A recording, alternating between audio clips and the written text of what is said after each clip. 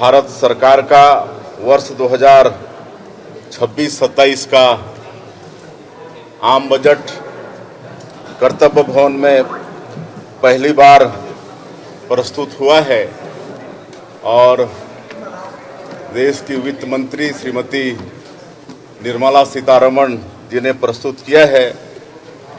माननीय हमारे देश के यशस्वी प्रधानमंत्री श्री नरेंद्र मोदी जी के मार्गदर्शन पर और ये बजट विकसित भारत और सुनहरे भारत की दिशा में एक ऐतिहासिक दस्तावेज है। इसके लिए मैं समस्त छत्तीसगढ़ की 3 करोड़ जनता की तरफ से हमारे देश के यशस्वी प्रधानमंत्री श्री नरेंद्र मोदी जी और वित्त मंत्री श्रीमती निर्मला सीतारमण जी को बहुत बहुत बधाई देते हैं, शुभकामना देते हैं।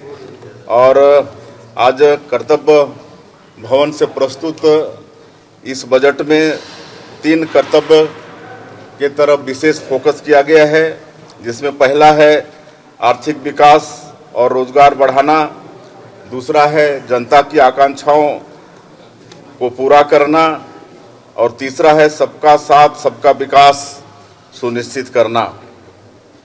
और इस बजट में वित्त मंत्री जी ने देश के गरीब, किसान, युवा, महिला, मध्यम वर्ग और श्रमिक वर्गों के उत्थान के लिए विशेष उनका फोकस है।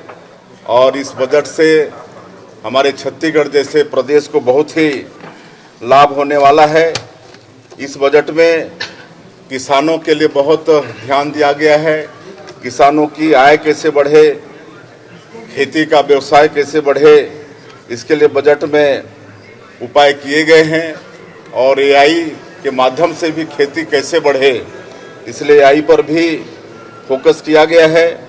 साथ ही कृषि उत्पादन के साथ साथ पशुपालन, डेयरी उद्योग को भी बढ़ावा देने के लिए इस बजट में विशेष फोकस है।